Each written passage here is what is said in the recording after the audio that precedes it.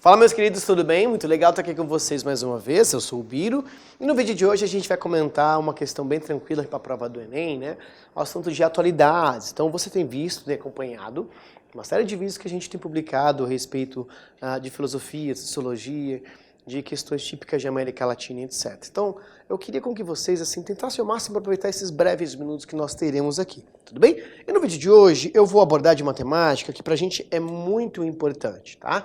Nós falaremos sobre atualidades, tendo alguns recortes específicos aqui, tá? Quando eu falo de atualidades, a gente sabe que o mundo hoje tem caminhado cada vez mais para polarizações. E na verdade isso não é algo novo na história da humanidade. Todo o século XX, praticamente, ele é atravessado por popularizações. Lembrem, por exemplo, do mundo que surge após a Revolução Russa. A gente vai ter, inclusive, a questão do Exército Vermelho contra o exército dos imperialistas, né, o Exército Branco. Depois a gente vai ter, por exemplo, as divisões entre nazifascistas e socialistas. Aí depois vem a Segunda Guerra Mundial. Aí depois vem a Guerra Fria, onde essa divisão ela fica muito bem acentuada, tá? Pós-Guerra Fria, a gente vai ter um novo momento no mundo, a nova ordem mundial, que a gente vai chamar, né? Uma ordem classificada aí a partir do finalzinho dos anos 80, comecinho dos anos 90, marcado pela globalização, marcado aí, por exemplo, pelo neoliberalismo. Então é a partir da ideia de uma nova ordem mundial que eu quero começar com vocês aqui. Então quando falamos de nova ordem mundial, a gente evoca o conceito do mundo que surge, né, com a derrota ou com o fracasso do modelo socialista na União Soviética, tá? A gente chama esse modelo socialista da União Soviética de socialismo real, que difere um pouco, que difere do socialismo científico apregoado pelo Karl Marx, difere também do socialismo utópico apregoado por figuras como Robert Owen, como Saint-Simon, como Fourier, que eram autores do século XIX. Tá? A queda do Muro de Berlim e posteriormente o finalzinho da Guerra Fria faz com que o mundo agora seja uma grande aldeia global. Essa nova ordem mundial é marcada aí, como eu acabei de falar para vocês, pela iminência da globalização, tudo bem? E além da iminência da globalização, um outro fenômeno muito importante aqui, que é o próprio neoliberalismo, ok? O neoliberalismo se caracteriza, pessoal, pela ideia do Estado não interferir na economia, né? Pelo qual o Estado não deve exercer nenhum papel de influência na economia, né? Porque afinal, como pensam os liberais, para que a gente tenha riqueza, a economia ela tem que ser livre. Quanto mais liberdade, mais riqueza. Quanto mais Estado, mais pobreza. Tá bom? Essa perspectiva neoliberal acaba casando perfeitamente com a perspectiva de um mundo globalizado. A globalização faz com que as fronteiras acabem caindo, né? Todas as fronteiras nacionais, fronteiras ideológicas, fronteiras culturais. O mundo passa por um processo de cruzamento, né? Os povos começam a migrar de um território para o outro, ou em busca, por exemplo, de melhores condições financeiras, chamamos essa galera de imigrantes, ou em busca, no caso, de refúgio, porque estão fugindo de questões políticas, de questões, por exemplo, ideológicas, de questões religiosas, de catástrofes naturais, que chamamos essa galera também de refugiados, tá? Então o mundo acaba sendo, sobretudo, um grande quintal, né? O mundo é, de fato, viver sem fronteiras, como uma grande empresa do capitalismo acaba mencionando em suas propagandas. Essa perspectiva, pessoal, de globalização e neoliberalismo tem como referência, né, figuras importantes como, por exemplo, Ronald Reagan, né, no caso nos Estados Unidos, e, no caso, a Margaret Thatcher. Bom? Opa, hoje aqui, Thatcher. Bom? Margaret Thatcher, primeira-ministra da Grã-Bretanha, mais conhecida como Dama de Ferro.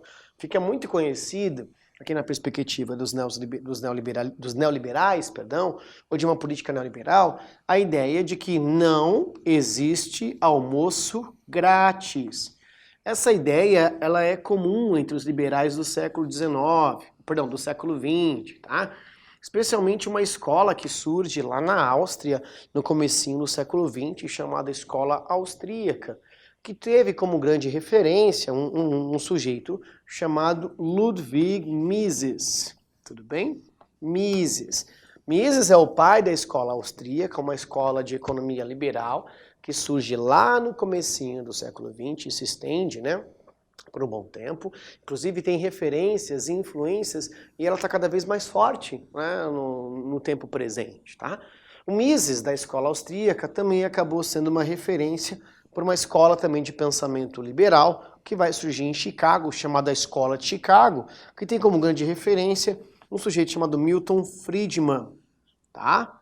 Então essa perspectiva de que nada é gratuito, tudo advém de um custo do Estado, e esse custo do Estado vem por causa de imposto, faz com que os indivíduos, segundo os liberais, percam o encantamento com os serviços públicos. Porque afinal, se tem serviço público, está interferindo na lógica do mercado, se tem serviço público, tem impostos surgindo, se tem impostos, quem está pagando é o contribuinte, e às vezes não vai acabar recebendo um serviço de qualidade e às vezes nem vai acabar recebendo esse serviço.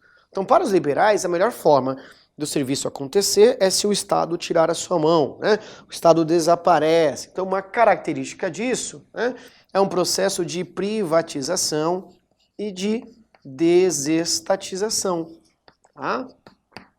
Privatização e desestatização, ou seja, entregar aquilo, no caso, desestatização, ou seja, entregar aquele serviço para a iniciativa privada, porque vai ser mais competitivo, vai ser de melhor qualidade e, segundo os liberais, quanto mais opções, né, maior a chance desse produto ser barateado. Então a vida do cidadão seria melhor, né? A gente teria, inclusive, segundo os liberais, essa circulação de economia, de mercadoria, a chance dos indivíduos, inclusive, ganharem posições econômicas favoráveis. Quanto mais liberdade, mais riqueza. Tá? E acaba sendo automaticamente uma perspectiva do liberalismo. Então, o liberalismo, ou o neoliberalismo, como alguns gostam de chamar, aqui eu queria com que você voltasse aqui para a nossa câmera, anda lado a lado com a globalização. A gente pode falar, inclusive, que é como se chocassem, né, em um mesmo dado histórico, um mesmo dado momento. Porque, afinal, agora as fronteiras, depois da Guerra Fria, caíram. Então não existe situação melhor ou contexto melhor para a economia ser circulante. O capital não fica preso em um território, a gente vai ter mundialização de capital, tá? A gente vai ter transnacionais surgindo em outros países do mundo, né? A gente vai ter, por exemplo, empresas de países historicamente centrais chegando em países periféricos ou marginais, né? Levando, no caso, empregos ou produzindo empregos porque a mão de obra acaba sendo mais barata. Né? Inclusive, uma prerrogativa liberal é o seguinte, olha, não existe sociedade, tá? Isso aqui é uma fala comum dos liberais, olha, não existe sociedade, existe indivíduos. Tudo bem? Existe indivíduos. Isto é, na perspectiva liberal, na perspectiva liberal, é necessário defender cada vez mais uma maior ação do indivíduo, né? E um lento, ou talvez até médio, desaparecimento do Estado. O Estado precisa ser diminuído, a gente precisa diminuir o tamanho do Estado. O Estado está muito grande, né? Esse Estado muito grande aí, olha, invalida a concorrência e gera pobreza. O fato, pessoal, é que o neoliberalismo e a globalização acabou proporcionando várias questões para o mundo. Por exemplo, uma das consequências disso é que os países tentaram construíram relações econômicas diretas entre si. Seja por relações econômicas de dois países, ou seja por blocos econômicos. Tá? Então uma característica disso, uma consequência, é o fortalecimento de blocos econômicos que surgiram como uma alternativa para que os países construíssem pontes econômicas mais sólidas. Né? Um exemplo disso, para a gente pensar, ok? Um exemplo disso, o Mercosul, né? O conhecido Mercado Comum do Sul. O Mercosul surge aí pegando países como Brasil, Argentina, Paraguai, Uruguai, e o Mercosul surge no comecinho dos anos 90, né? Na época o presidente do Brasil era o Fernando Collor de Mello, que se caracterizava, ou que se caracterizou, né, como um presidente que dizia que era necessário abrir a economia do Brasil e abrir o Brasil para o mundo, tá? E aí, por conta disso, pessoal, a globalização, junto com o neoliberalismo, automaticamente também ninguém agrada a todo mundo, né? Qualquer modelo, qualquer pensamento político, ideológico, vão ter os antagonistas, os indivíduos que vão se colocar contrários a isso. Então, por exemplo, por um lado, a gente vai ter as críticas por dois setores específicos, tá? A gente vai ter de um lado as críticas de movimentos de extrema esquerda ou de esquerda. Para os movimentos de extrema esquerda, a globalização ou o neoliberalismo, como faz com que a economia seja livre e o Estado diminua de tamanho, o Estado, segundo essa extrema esquerda, deixa de proteger o cidadão, deixa de proteger o trabalhador.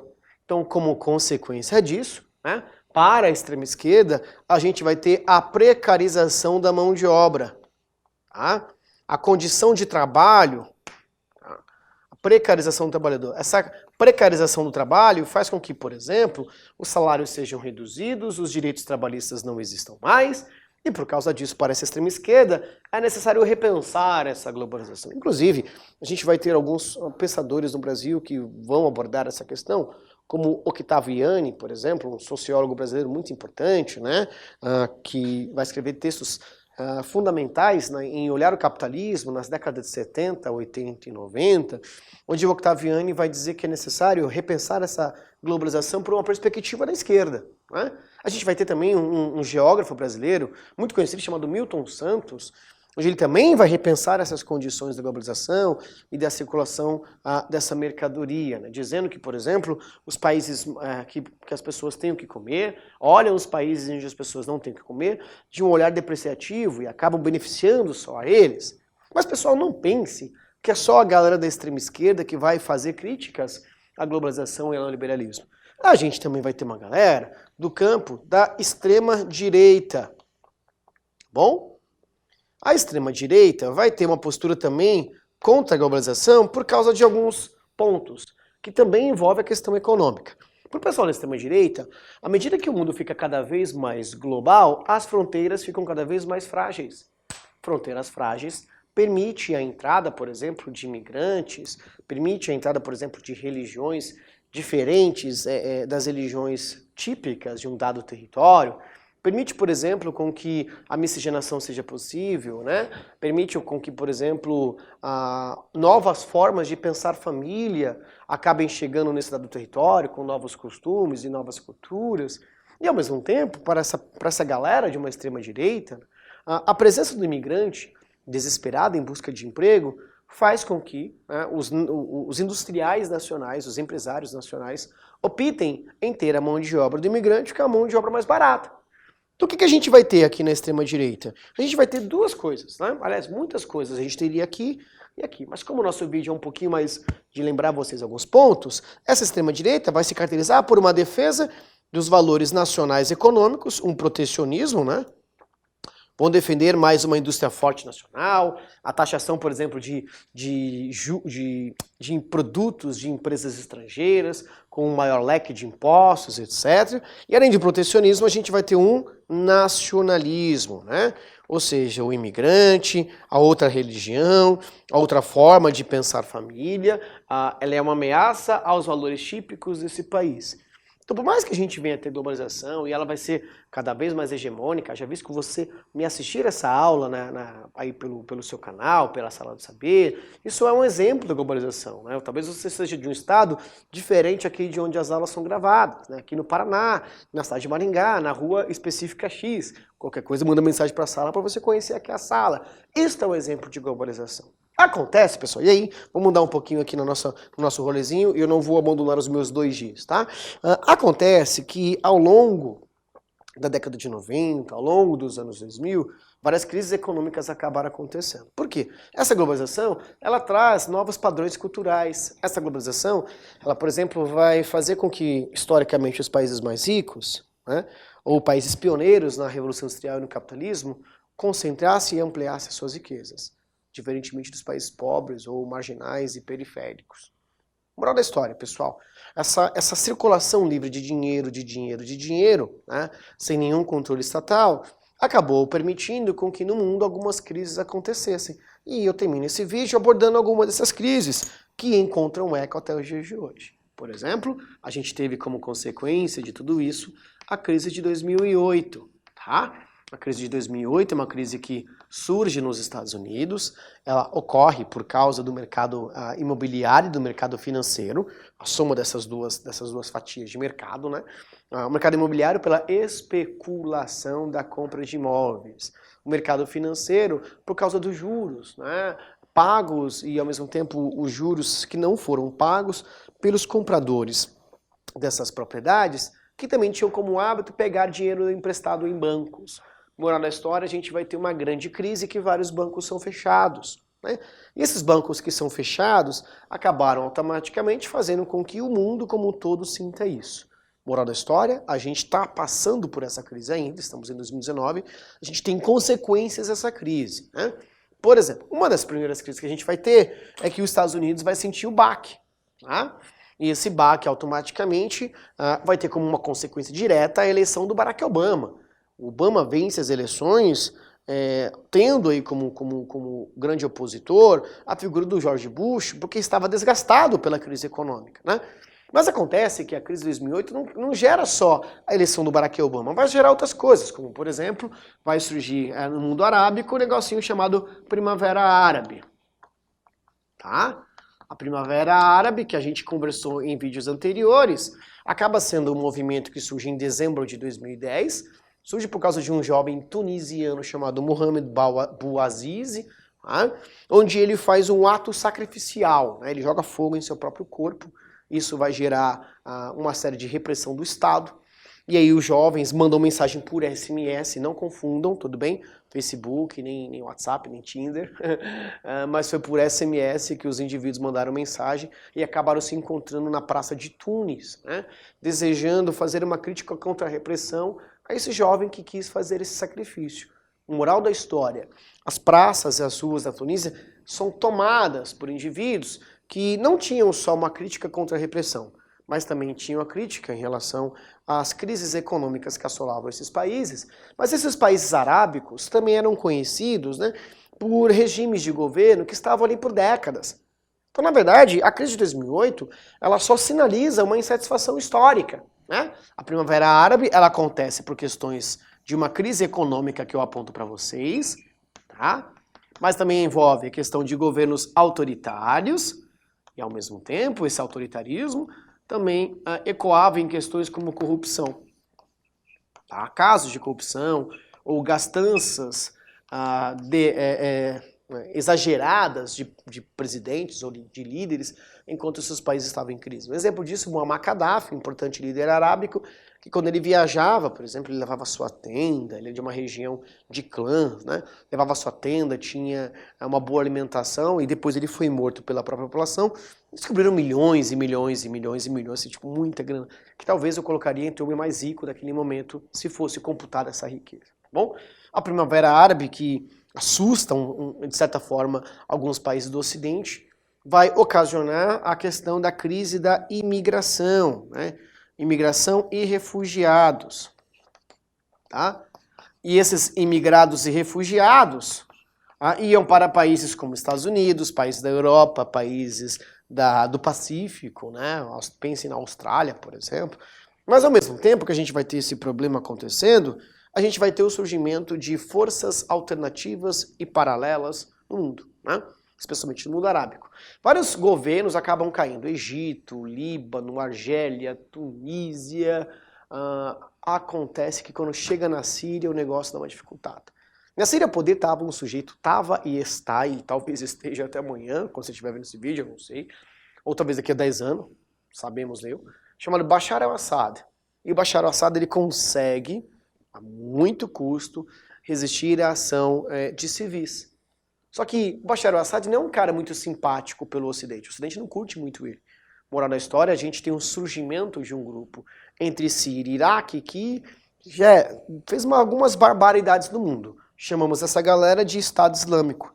O Estado Islâmico surge por meio do regime chamado Califado. Califado remete a um elemento comum no mundo arábico, especialmente lá na Idade Média, né, quando o mundo arábico deu início ao islamismo, né, no século VII, com Maomé, né, 622, né, onde o califado a gente tem o poder, ele é dado por por questões de lealdade, né? O califa. Quem é o califa? O califa é um líder étnico, é um líder religioso, que acaba assumindo um papel político, um papel religioso, um papel cultural e etc. O Estado Islâmico acaba assustando o Ocidente, fazendo vários ataques, né, tanto no mundo arábico, quanto, por exemplo, no mundo ocidental, né, Europa, Estados Unidos, também não só no mundo ocidental, mas também no hemisfério sul, como, por exemplo, a Austrália, Nova Zelândia. E o mundo agora começa a ver com muito susto a existência do Estado Islâmico. O Estado Islâmico tinha como hábito sufocar minorias étnicas. Essas minorias étnicas acabavam fugindo para a Europa e para países como os Estados Unidos e também para países de dentro mesmo da África depois, da própria região arábica, como por exemplo a Jordânia. A Jordânia é muito conhecida por ter vários campos, né, de refugiados. Mas qual é o ponto? À medida que os refugiados chegavam na Europa, isso acentuava o problema que eu disse para vocês agora há pouco ali na questão do nacionalismo. Então a gente vai ter na Europa o surgimento de regimes xenofóbicos. Xenofobia e etnocentrismo. Tudo bem? Essa xenofobia e esse etnocentrismo acabou gerando, por exemplo, né, o surgimento de movimentos político-partidários e de figuras político-partidárias que acabavam sendo contrárias à presença do imigrante. Moral da história, a gente vai ter a diminuição de regimes ou de governos ou de políticas mais de centro, centro-esquerda e até liberais, e a adoção de medidas de extrema-direita, medidas mais nacionalistas, né? Então, entre outras coisas, a gente vai ter um nacionalismo que vai marcar muito forte alguns países e alguns movimentos.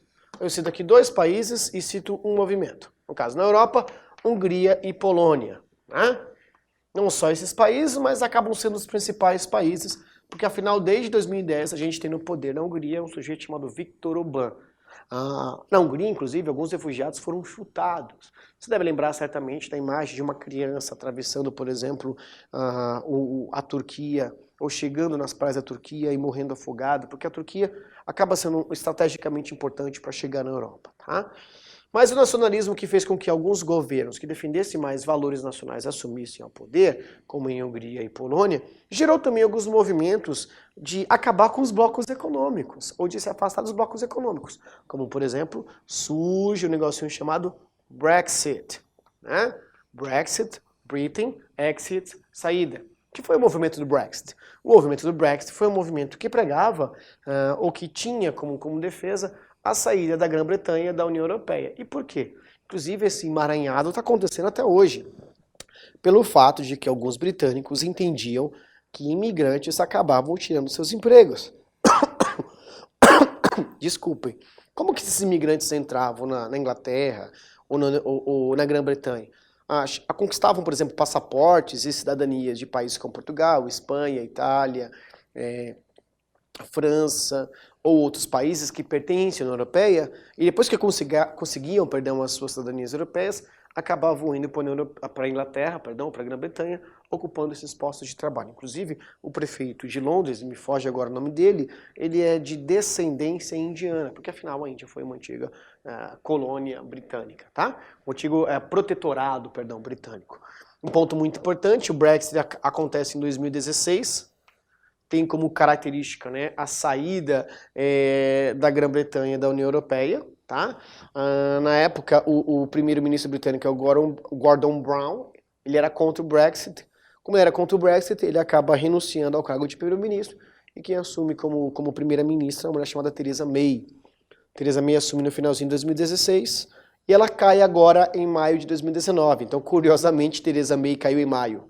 Quem assume esse lugar é um sujeito chamado Boris Johnson, que está no poder agora, inclusive. Boris Johnson é favorável por completo à saída da Grã-Bretanha da União Europeia. Uma consequência também de tudo isso aqui, e eu acabo o nosso videozinho, né, é que isso acabou sendo um estímulo para outros governos nacionalistas, né, ou protecionistas, contrários a essa globalização, né, ou exageradamente essa globalização. Dentre eles, surge a figura do Donald Trump, né? O Donald Trump, ele encerra a política do Obama, que por acaso foi o que eu comecei a citar para vocês aqui. O Donald Trump tinha como um lema Make America great again. Fazer a América grande novamente. Por quê? A ideia do Trump é fazer com que essa América ela recuperasse a sua hegemonia, que segundo ele estava tão sucateada e enfraquecida por causa das políticas do Obama e por causa dessa economia livre e globalizada, né?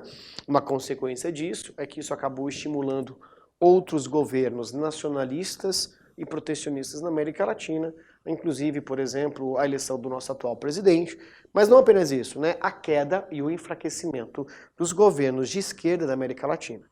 Os governos de esquerda da América Latina, né, representam, sobretudo, aquilo que a gente vai chamar como crise ou fim do bolivarianismo, que é o termo que a gente usa para falar dos governos de esquerda da América Latina.